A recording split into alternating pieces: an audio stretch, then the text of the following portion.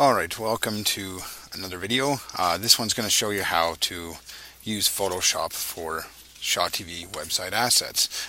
Every now and then I find there's just some miscommunications about how to put videos on the website, and it's usually just around how, sorry I said videos, images, but usually just around how they're compressed or cropped or where the templates are. So anyway, I'm going to start off, as you can see here, that I have two addresses here. This is where all the assets are. The top one, this if you're on a PC, you just click this. If you're on a Mac, you put this URL into your server connect, which is Control K or Command K on a Mac. And you'll just notice it's weird that they just reverse the slashes and there's this SMB in front. But both of them will connect. Everybody at Shaw has access to this. So once you get in there, you will see the website assets. Your folders may look different on a PC, just different display. But all the assets here, you can see there's image templates right in this folder here, and there is 5 of them. So really there's only 5 images templates you should ever use for shawtv.com, and that's it. So you would pick the one that you're going to work on. There's personalities, show template, show large, which is on the shows page, the larger image, events, a smaller one, and that's it. And then the feature template that's in the carousel. That's it. So I actually have them all open in Photoshop here. Just going to close this for a second. You can see all 5 are here. Here's the feature template, personalities, show template. This one actually still has a button in it. You don't really need the button anymore. Turn it off, that doesn't matter. The events and the show large image. So one of the main problems is people aren't using the templates, and you should. If you don't have Photoshop, you should tell your manager, or usually most Shaw TV areas will. Just find somebody that has it. Usually it takes a second to do this. So one of the big issues we have is resizing photos. So I just have one of Jake Vertanen, Calgary Hitman guy that's featured on WHL Full On. I just have an image in here, and I'm just going to use him as an example.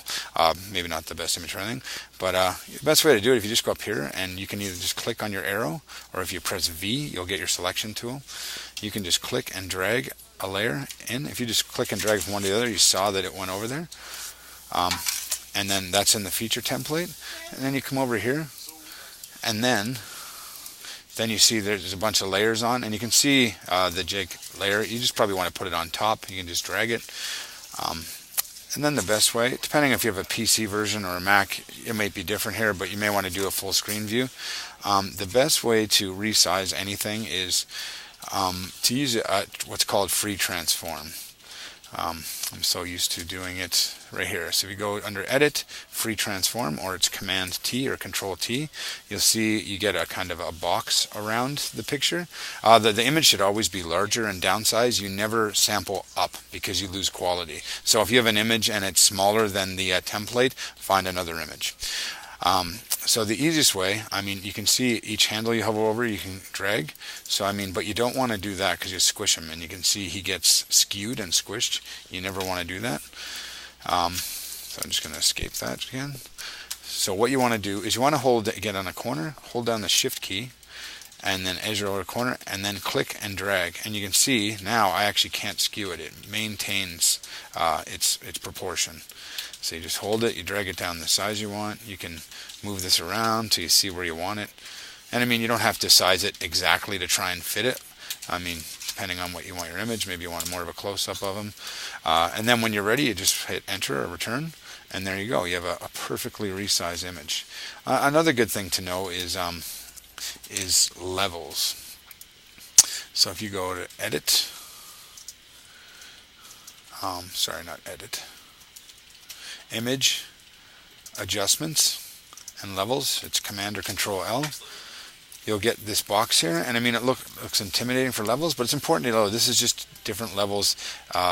This is how close to white, and this is how close to black. So you can see the image. The more they're in the black, it means it's a dark image, and you can see it's dark. So a good thing to know is you grab the whites. This will make the whites whiter. So you can see, you can actually blow it right out. You don't want to do that. I usually find starting with the middle one is good. You just grab the middle gray one, and you can just brighten it up a bit, and that it'll brighten up the mid-tones. And then you might want to brighten the whites a little bit. It's a good way to brighten it. And then the blacks, sometimes you just want the blacks to be more black, you just dial it back a bit. And then you're good to go there. So that's levels. Another good thing too, sometimes the colors are off. If you do image mode, oh sorry, adjustments. Hue saturation is a good one. Sometimes the colors are off, and you can kind of mess with the hue, but I find even just bumping up the saturation a little bit will kind of bring out the skin tones. Be careful, you don't want them to look like that, but just bump it up a little bit. It'll just bring out the skin tones and any colors, and then you're good to go. And that's a good one. I'm kind of doing this in order too. You should always start with levels. And then filter. The last one I'm going to show you is sharpen. And I always use, there's different, you can just put sharpen, it'll sharpen it. I find smart sharpen works the best for this type of sharpen. There's more advanced ways to do it, but I'm just going to show you the basics. And then you can kind of leave it to the defaults, and then usually you can see the preview. It's actually not sharpening it too much, but depending on the image it will. And just press OK. And sometimes you just want to do it again. So in filter you can actually hit it again and remember up top, and you would sharpen it. And then finally, when you're ready and you think that image is great, and that's fine for the carousel, we didn't put any text on it or anything, but you can do that on your own. You can do a file, save for web and devices. It's Command or Control Option Shift Save if you want to do the shortcut, which I always do. And then you just want to make sure you use that because it gives you a really low file size.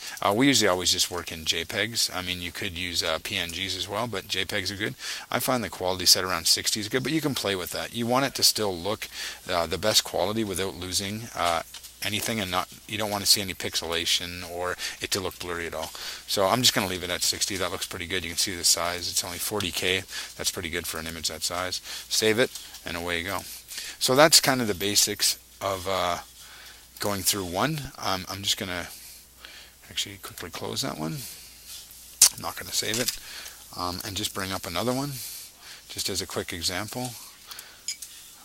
Really, it's the same thing. So if you want to show or anything else,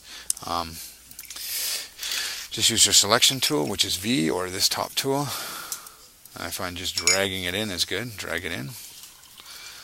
Then when you have it in there, remember it's Command T or adjustments, Control T.